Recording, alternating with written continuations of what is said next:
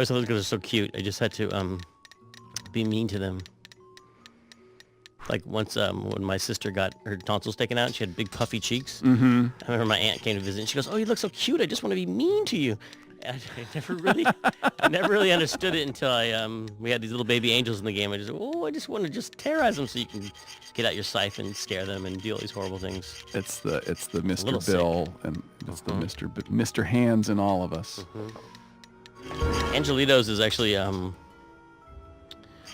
little children in the cage. Comes from a term that it was a popular kind of well, it was traditional in Mexico to take pictures of your children, even if they were died very young. Yes. Like photography of little dead children whole in a coffin. Genre. Yeah, I don't know if that happened in the States, but it was definitely in Mexico. Mexico, yeah, I've seen those. I think you showed them to me actually. And the word they use for children when they're young when they die is angelitos. Oh yeah. It's a dark game. It is dark. See, I like that you still are not quite sure about Meche. That happens a lot in those noir movies. Totally. It's just like the woman is like, wait, is she in leagues with a bad guy, or is she being controlled and being blackmailed by the bad guy? Yes. A testament to the fact that they're written by men. Nervous laughter.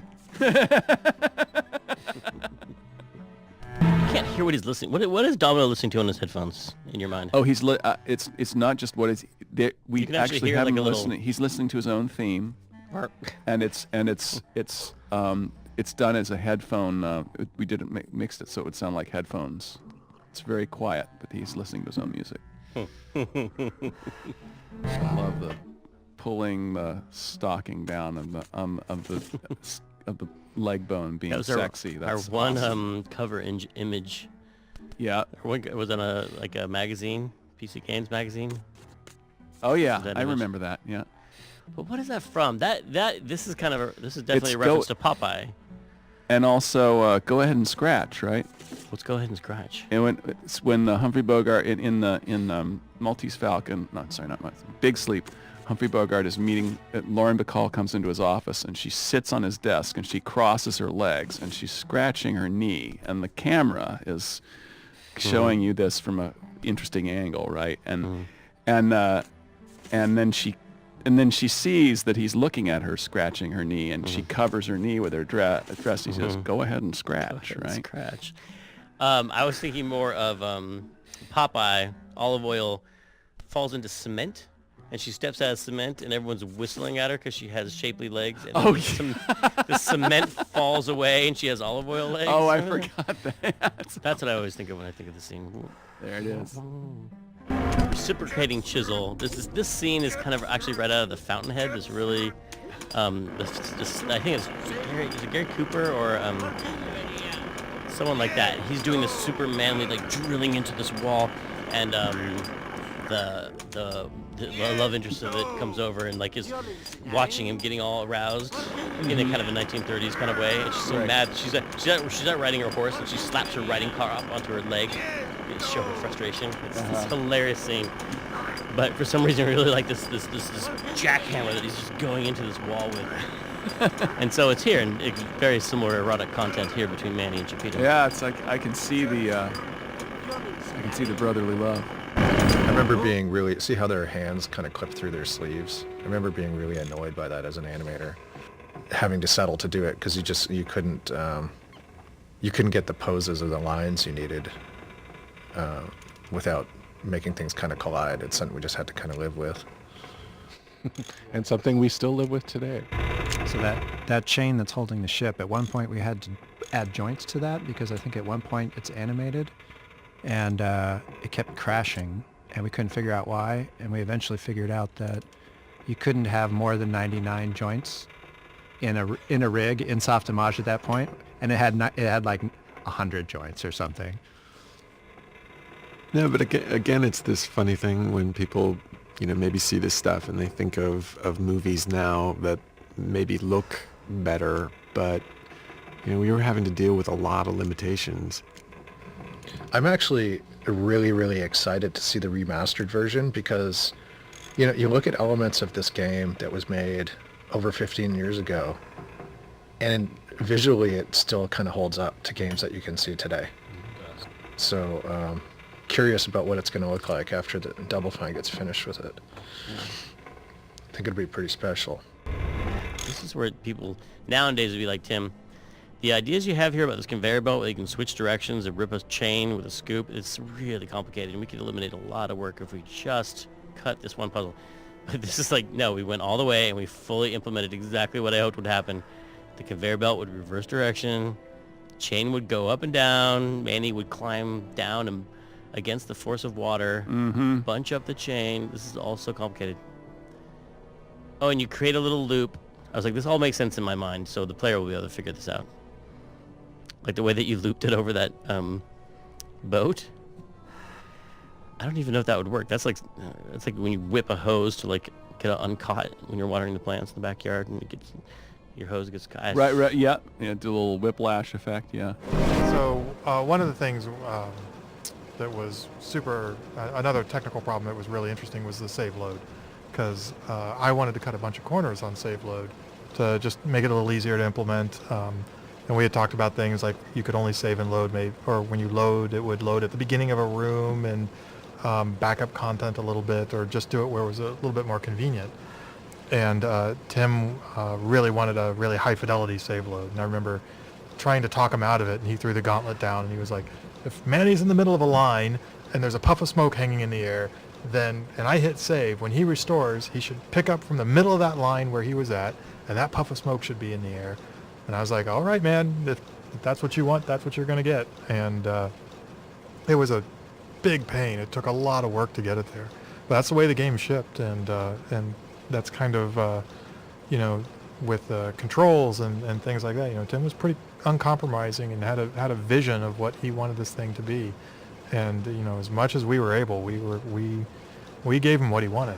So this whole environment, I think, was worked on around the end of the game, and we had to bring a few other artists on at the end in order to get it all done. Yeah.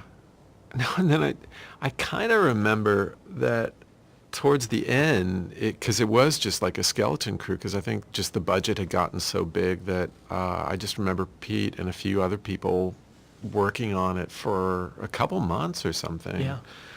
While all of us had to move on to other projects.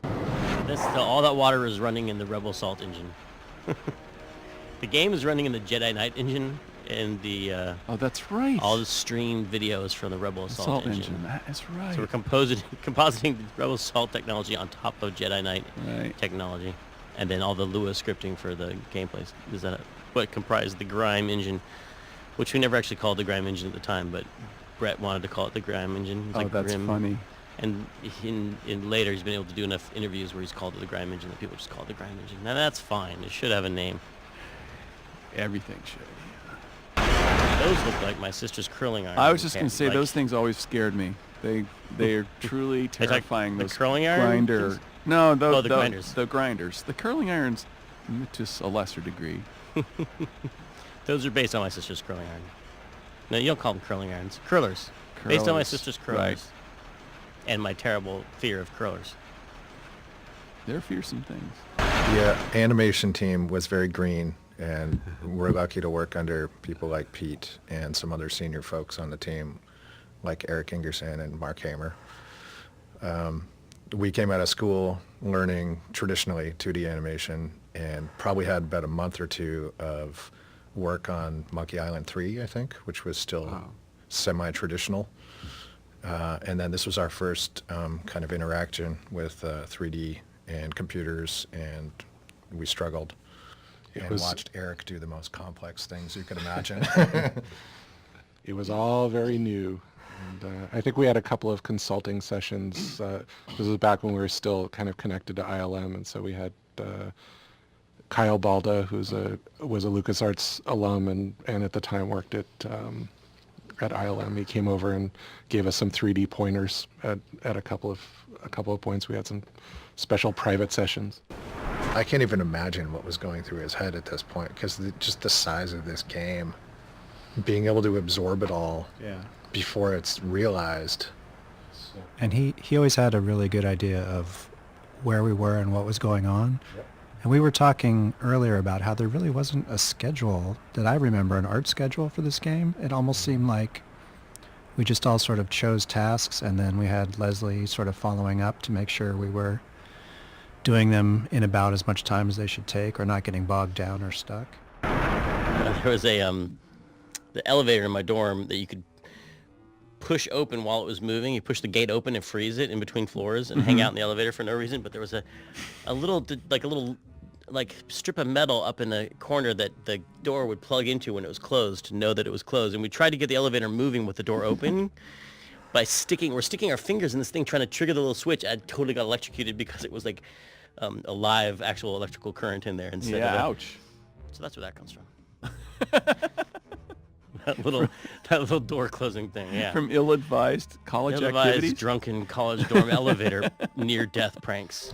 It's funny, the casting of Manny was it was tough because obviously you have I wanted to hire somebody who was legitimately Hispanic and not somebody putting on a fake accent. Right. Oh, for sure. And normally in a sort of the casting process, you'd sit down with the project leader and you'd probably have 5 to 10 candidates that you'd be looking at, and with Manny we had 2, and Tony was more Humphrey Bogart, and the other actor was more comedic, and I was terrified that Tim was going to go the comedic route because I thought Tony was the guy, and right. I remember printing out resumes for the 2 guys, and Tony had a lot more experience. And then there was a really cool picture of Tony taken from Havana where he's sitting up at the bar, and he just looked cool. Yeah. And I made sure that went in too. And so just to help kind of push it in the direction I wanted it to go.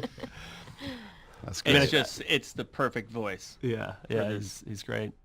So once in a while, if there was a solo part that we could get to be recorded by a real person, we would do that. But